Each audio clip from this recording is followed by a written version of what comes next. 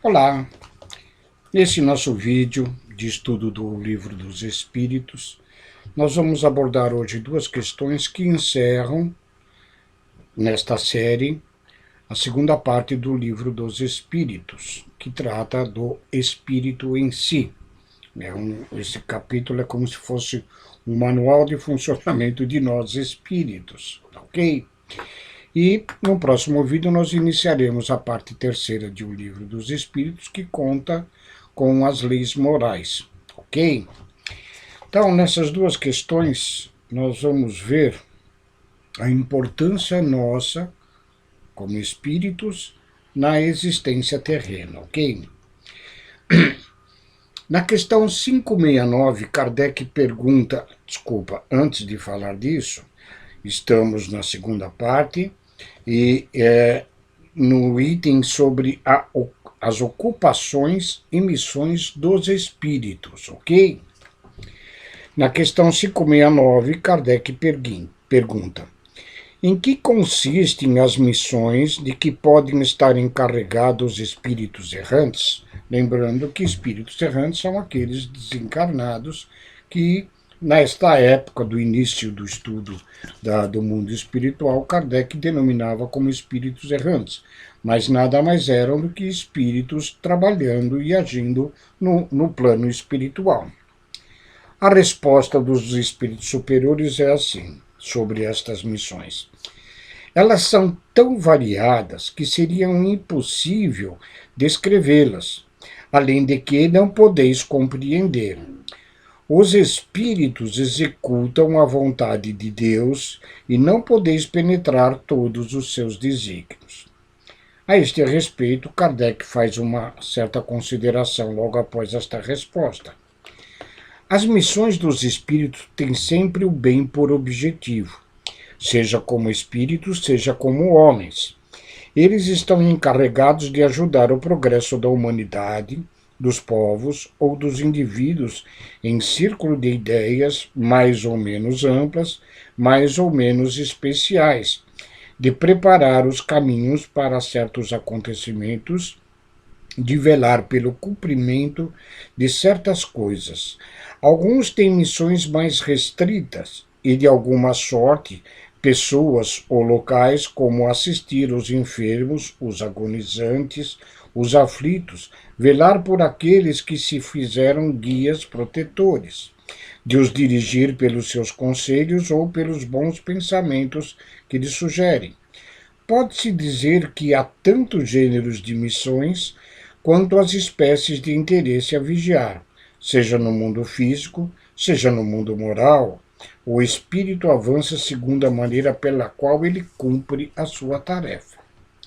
Ao respeito desta questão, Emmanuel vai trazer-nos no livro Religião dos Espíritos uma mensagem que foi passada através de Chico Xavier, nos estudos que o Chico fazia, numa reunião lá do dia 7 de setembro de 1959, ao qual Emmanuel denominou Ao Sol do Amor.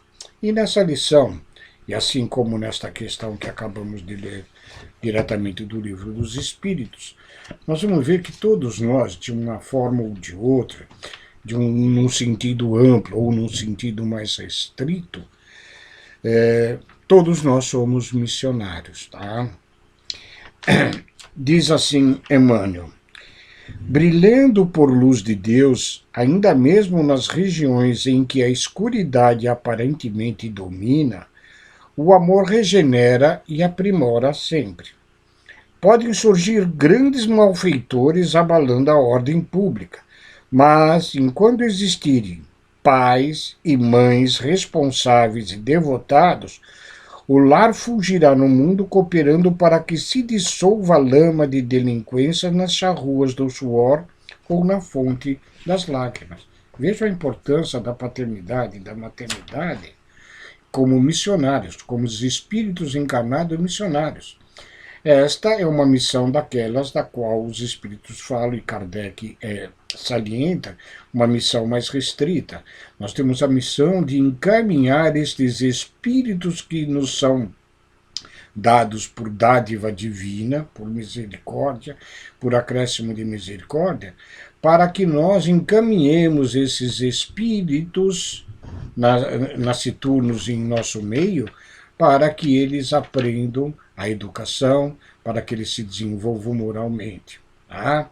Então, esta é uma missão na qual nós devemos sempre trabalhar para encaminhá-los ao bem. Nós, todos aqueles que são pais, têm esta missão, que é a de educar os espíritos reencarnantes. Continua Emmanuel. Podem surgir crianças problemas e jovens transviados de todos os matizes, mas enquanto existirem professores dignos do nome bendito que carregam, erguer-se-á a escola por santuário da educação. Aqui já uma missão um pouquinho mais ampla do que a dos pais de educar aqueles seus filhos, né? A do professor, a de ensinar e de dar exemplos e de encaminhar uma turma maior de jovens, de crianças, na educação, tanto da vida como da profissão que deverão exercer. Vejo que o professor, na conceituação dada pelos bons espíritos, torna-se também um espírito missionário. Podem surgir doentes agoniados em todas as instâncias da vida, mas enquanto existirem cientistas consagrados ao socorro dos semelhantes, levantar-se-á o hospital como repouso da bênção divina para a redenção dos enfermos. Todos aqueles que se dedicam a desbravar a natureza, os cientistas, os médicos, os enfermeiros, aqueles que dedicam suas existências no bem-estar do próximo, curando-lhes, sarando-lhes as enfermidades, são também igualmente outros tantos missionários. Continua ainda Emmanuel. Podem surgir criminosos de todas as procedências, gerando reações populares pelos delitos em que estejam incursos, mas enquanto existirem juízes compreensivos e humanos, destacar-se-á o Instituto Correcional por cidadela do bem, onde as vítimas da sombra retornem de novo à luz. Hoje nós temos o conhecimento da existência de espíritos destinados à prática da justiça nas leis terrenas, que se destacam de fato por este aspecto humanista. Mas nem sempre isto ocorre. Estes são aqueles que não assim trabalham, buscando só os seus interesses próprios, tornam-se missionários desviados do bem, do seu caminho verdadeiro. Agora, aqueles que procuram conduzir estes criminosos, assim denominados, desviados ou até ignorantes das leis divinas do amor, estes se tornam missionários. Podem ainda surgir empreiteiros do ateísmo e do ódio, da intolerância e da guerra, como verdadeiros alienados mentais, mas enquanto existirem sacerdotes e missionários da fé, com bastante abnegação para ajudar e perdoar, luzirá o templo nas diversas confissões religiosas do mundo como autêntica oficina do acrisolamento da alma. Vejam estes missionários, todos aqueles que se dedicam na condição de tornar o ser humano mais espiritualizado, mais chegado a Deus. Religião quer dizer religar-se à divindade, ao seu Criador. Todos esses espíritos igualmente são missionários. É justificável, portanto, continua Emmanuel, que a afeição não repouse além da morte, ou seja, o afeto, o amor, ele não descansa depois do desencarne. Os espíritos igualmente desencarnados trabalham como outros tantos missionários. Para lá da fronteira de Cis, agiganta-se o trabalho para todos os corações acordados ao clarão do amor sem máculas. Mães esquecidas na legenda do túmulo elas, no plano espiritual, transformam-se em anjos invisíveis de renúncia, ao pé de filhos desmemoriados e ingratos, para que não resvalem de todo nas tenebrosidades do abismo. Esposas renascidas do nevoeiro carnal, apoiam companheiros desorientados que aqui ficaram na terra no infortúnio para que se restaurem no tálamo doméstico. Filhos desligados ainda jovens do corpo físico, tornam desapercebidos do plano espiritual a convivência dos pais, arrebatando-os às tentações de desânimo ou até do suicídio. E arautos de ideias renovadoras sustentam-se em espírito ao lado daqueles que lhes continuam as obras. Se te encontras assim em tarefas de sacrifício, não recalcitres contra os aguilhões que te acicatam as horas, consciente de que a matemática do destino não nos entrega a problemas de que não estejamos necessitados. Os problemas que nos surgem na vida são plataformas de arremesso de nós mesmos para a nossa evolução espiritual. Humilha-te e serve, desculpa e edifica, diante dos que te fazem complicados instrumentos da tua dor. A prova antecipa o resgate, a luta anuncia a vitória e a dificuldade encerra a lição. E termina essa lição Emmanuel dizendo: E embora se te situem as esperanças no agressivo espinheiro do sofrimento, ama os que te não compreendem e ora pelos que te injuriam, porque a lei conhece o motivo pelo qual cada um deles te cruza os passos, e erguer-te-á o ânimo aqui e além da terra, para que prossigas no apostolado do amor em perpetuidade sublime. Ou seja, tanto os espíritos superiores como Emmanuel aqui, não que ele não seja um espírito esclarecido, nos trazem esta lição maravilhosa de que todos nós somos igualmente espíritos missionários na condução de outros tantos espíritos ao bem, ao desenvolvimento espiritual. E para encerrar essa segunda parte do Livro dos Espíritos, na última parte, que trata sobre os três reinos da natureza, o mineral, o vegetal e animal, há uma questão no subtítulo Os Animais e o Homem, onde Kardec pergunta na questão 592. Pergunta a ele: se compararmos o homem e os animais com respeito à inteligência, a linha demarcatória parece difícil de ser estabelecida porque certos animais têm a esse respeito uma superioridade notória sobre certos homens. Essa linha demarcatória pode ser estabelecida de maneira precisa? Ao que os espíritos respondem: sobre este ponto, vossos filósofos não estão quase nada de acordo. Uns querem que o homem seja um animal, outros que o animal seja um homem. Estão todos errados. O homem é um ser à parte que se rebaixa algumas vezes muito baixo ou que pode se elevar bem alto. Fisicamente, o homem é como os animais e menos dotado que muitos deles. A natureza lhes deu tudo aquilo que o homem é obrigado a inventar com a sua inteligência para suas responsabilidades e sua conservação. É verdade que seu corpo se destrói como o dos animais, mas os seus espíritos têm um destino que só ele pode compreender, porque só ele é completamente livre. Pobres homens que vos rebaixais abaixo da brutalidade, não sabeis vos distinguir? Reconhecei o homem pelo pensamento de Deus. Em certas definições, o homem difere do animal não tão somente não pela inteligência, que às vezes os animais denotam uma inteligência bastante desenvolvida, mas a questão do livre-arbítrio. né?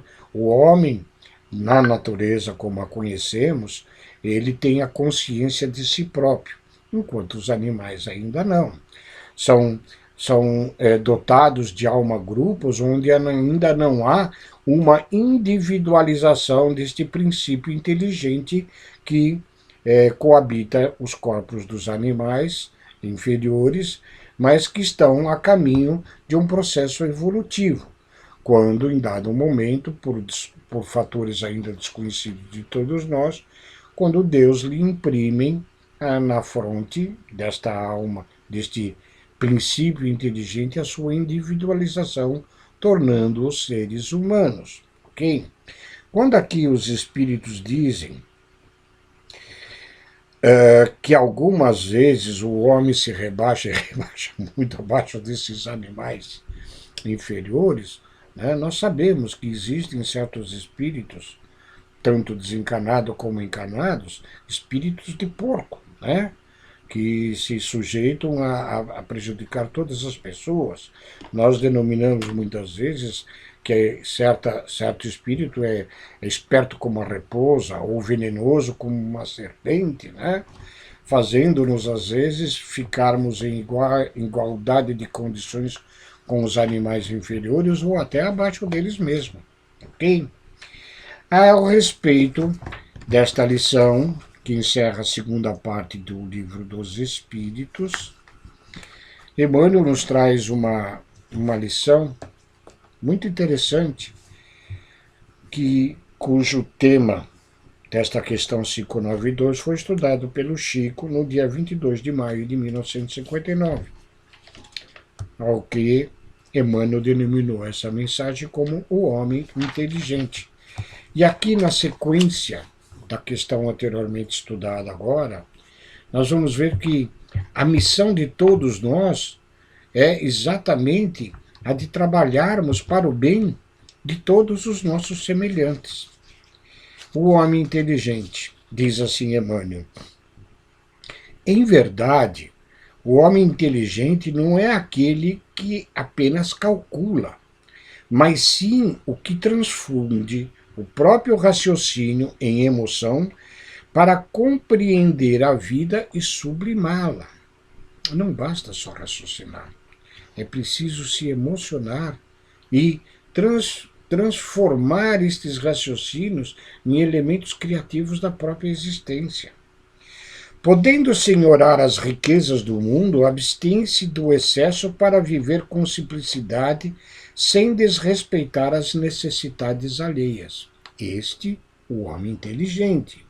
O homem não inteligente desrespeita a natureza, desrespeita os seus semelhantes, abusa, e a sua simplicidade se encontra na complexidade que ele mesmo acaba se entregando.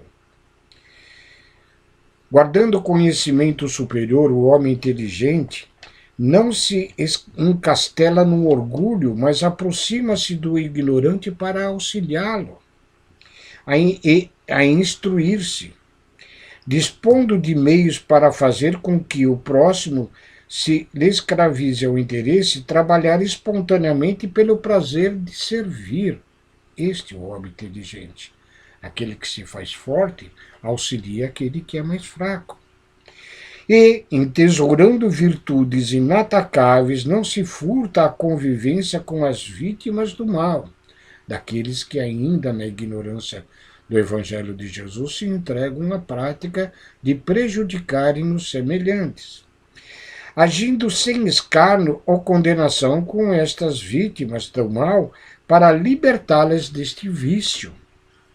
O homem inteligente, segundo o padrão de Jesus, nosso mestre, é aquele que, sendo grande, sabe apequenar-se para ajudar aos que caminham em subnível, consagrando-se ao bem dos outros, para que os outros lhe partilhem a ascensão para Deus. Ou seja, em respeito à questão 592, na comparação da inteligência que solicita Kardec, esta delimitação entre a inteligência do animal inferior e a do ser humano, Emmanuel nos mostra que o homem inteligente se sobressai à animalia inferior que está em processo evolutivo pelo princípio inteligente ali estabelecido, quando ele se dedica ao bem do próximo, quando ele se torna um missionário nas mãos de Deus Nosso Senhor. E assim, ficamos com este vídeo encerrando esta segunda parte, e como já falamos, no próximo vídeo nós iniciaremos uma série de questões abordadas por Chico em seus estudos no seu grupo espírita, lá atrás, em 1959, sobre as leis morais. Fiquem com Deus e muito obrigado. Lembrando sempre que a todos aqueles que, como nós, desejam fazer a divulgação da doutrina e do Evangelho de Jesus, que compartilhem esses nossos vídeos com seus amigos, seus familiares, para que possamos causar entre todos os nossos semelhantes o despertamento espiritual, para que todos nós possamos, em conjuntos, evoluirmos. Fiquem com Deus.